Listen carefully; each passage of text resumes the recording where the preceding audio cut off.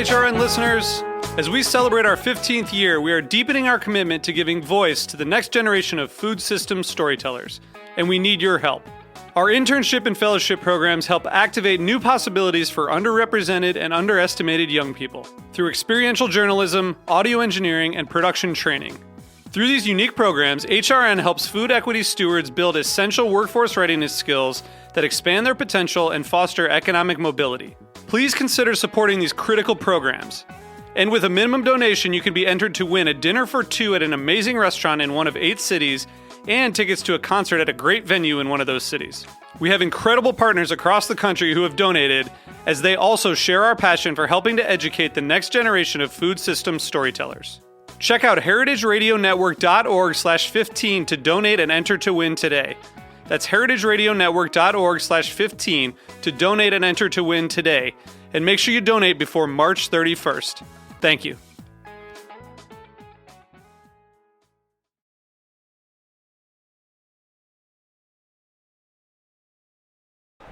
I'm Ethan Frisch for Heritage Radio Network on tour here at the Good Food Mercantile in Brooklyn, New York.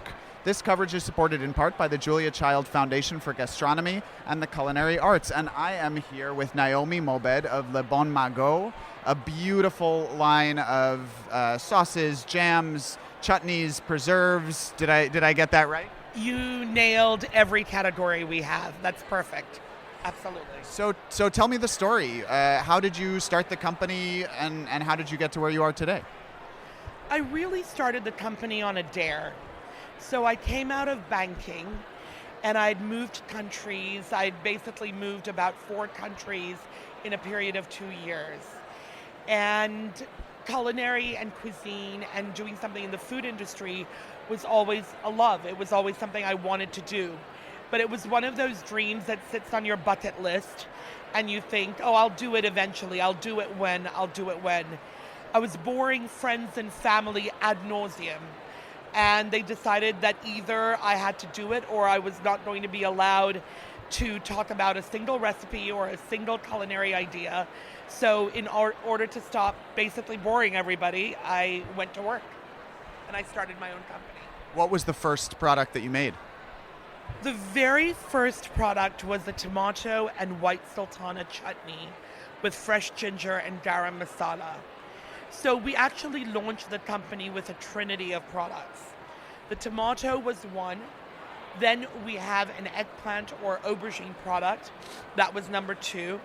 And the third was a white pumpkin preserve. And we very carefully identified which ones we were going to start with.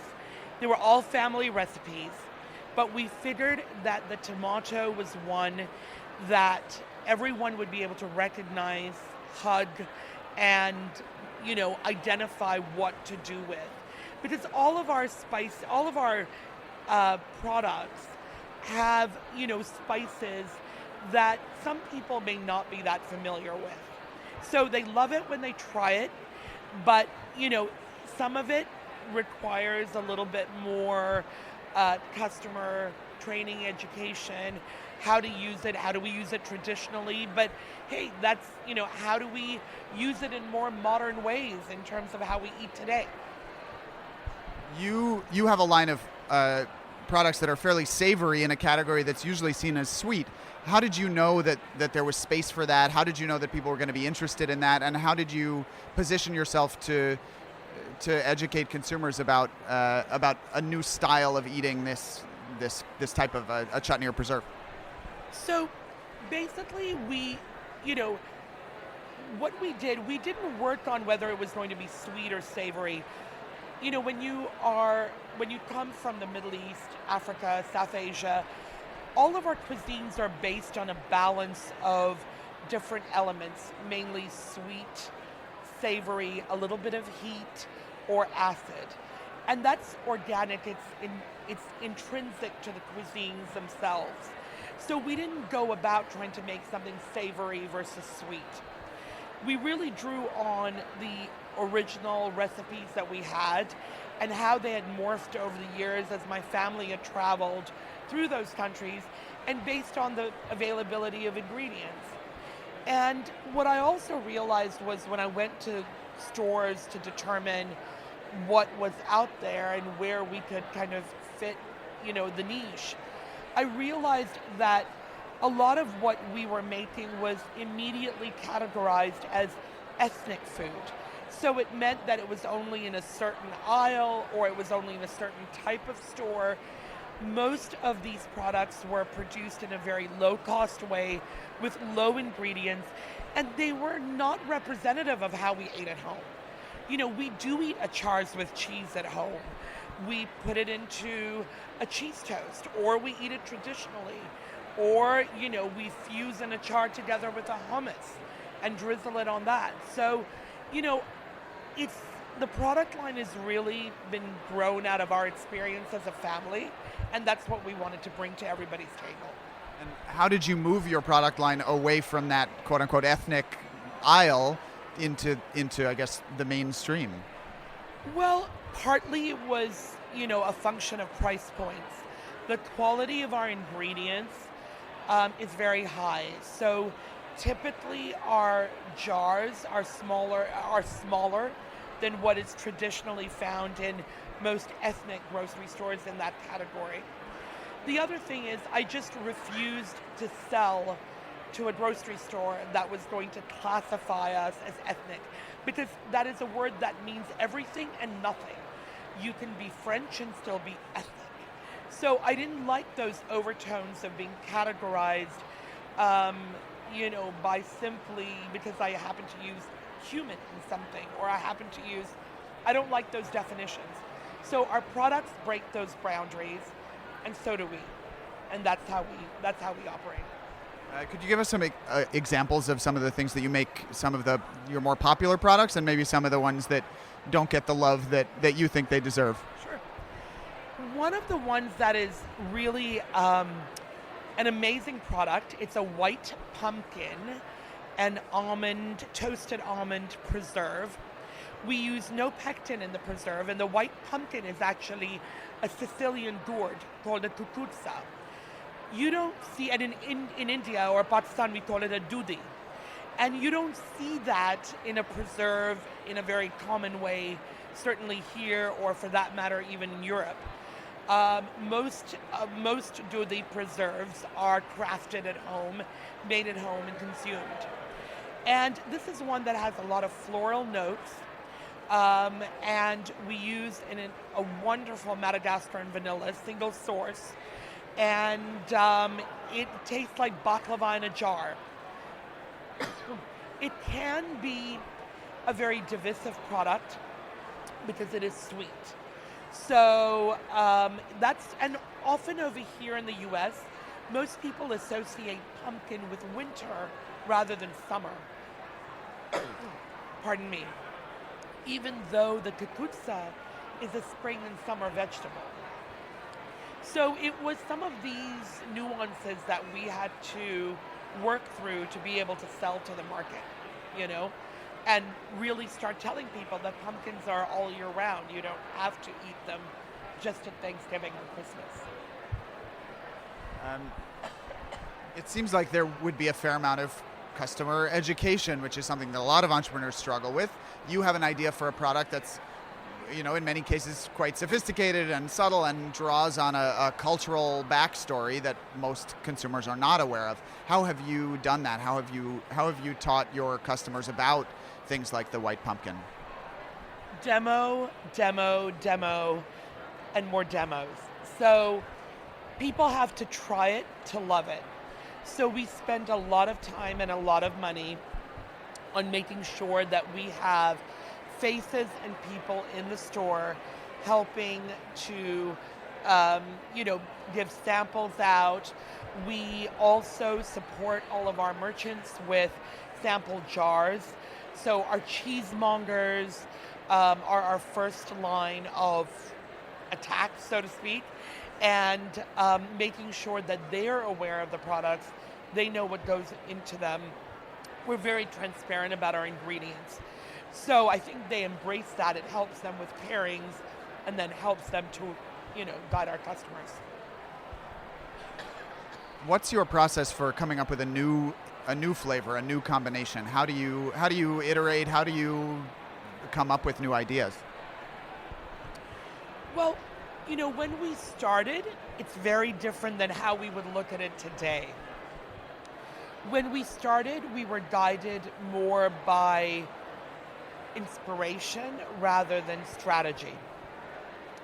Today, as much as I hate to say it, it's guided by some of the brutal realities of producing product and producing product on a larger scale rather than simply what it's going to be in a pot on your kitchen stove. So all of them are based on traditional recipes from my family and family, friends. So we have a pipeline to work through. It's a question of what we can schedule to release at a given time, how we can source the spices. That is a big one for us. If we don't find the right spices or the right dried fruit, we won't release the product. For example, right now we've released 2 products this year. It's a carrot and dried fruit conserve with coriander and jaggery. And we have a sour cherry with cocoa, orange flower, and mahlep in it. It's sour cherry and pomegranate. We sat on those products for over 1.5 to 2 years because we could not find the right sour cherry, for instance, or the texture in the carrot was not right. We couldn't find the right julienne that we needed, and so on. So we're not in a rush. I won't take out a product unless, to be brutally honest, it meets my mother's expectations of it. Because she's our worst critic. What were some of the challenges that you faced in the very early days, and how have those challenges changed now that you're more established? You mean apart from my mother as a critic? Right, exactly. Yeah. The early challenges was, I think, understanding that food production is not the same as culinary. So when you have a culinary mindset, there's a lot of reorientation that you have to go through to understand that, again, what you can make and sell on a broader level is not necessarily how you would cook in your kitchen for family and friends. So that was a big learning curve. I also came out of, banking. So I was a banker before I got here. So there was a lot to learn about CPG and learning about the food industry in general, how buyers think and buy, what is going to attract them to the product. You can have the best product in the world, but if you're unable to sell it as a business, you're not going to be able to survive and grow. And ultimately, that's what it's about, What advice would you have for an aspiring entrepreneur, an early stage entrepreneur, somebody who's trying to figure out how to take this vision, maybe an early stage prototype of a product, to market? Be prepared to be knocked around a lot. Be prepared to know that all of your assumptions are going to be invalidated. And that's a good thing. You do want to be in a situation where if all of your assumptions are going to be correct, then you're in a very safe place. And if you're in the artisan food space, that's not where you want to be. Artisans and crafters are all about taking those chances. But make sure that you have a game plan to know how your funding is going to evolve, because ultimately it's wonderful to have the romance of the food and the allure, the textures, the colors. We all love the creative side of it. That's why we're here, ultimately. But if you don't get the belts and braces right, your food safety plan, your financing, or at least have a long-term plan for that, rather than simply saying, oh, I'll go to the bank and get a loan. Loans have to be paid back. But look at, make sure that you have the belts and braces for your business in place. And our last question of today's interview, what are some of the more surprising applications you've seen for your products? How have people used them in ways that you didn't expect?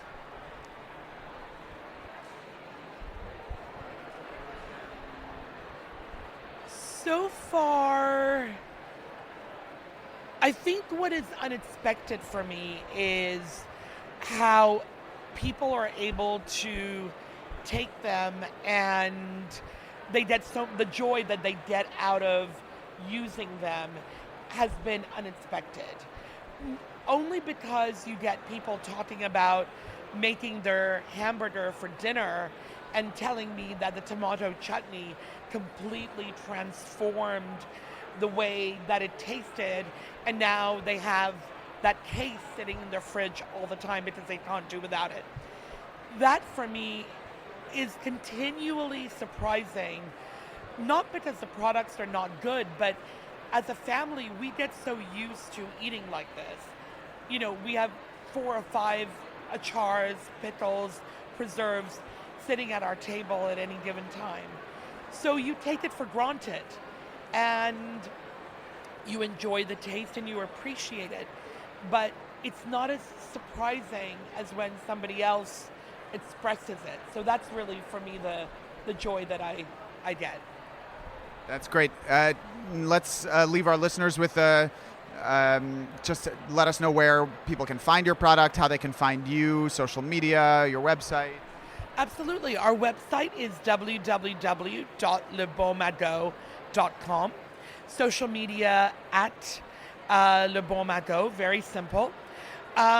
We actually do have a list of our retailers online. It's not exhaustive because we can never keep up because we are a growing business. But folks can order online, and if they use our email, info@lebonmagot.com, it comes directly to me. So they'll get it from the horse's mouth. That's great. Naomi, thank you so much for joining us. This is Heritage Radio Network on tour at the Good Food Mercantile in Brooklyn. I'm Ethan Frisch. Thank you. Ethan, thank you so much. Bon appetit.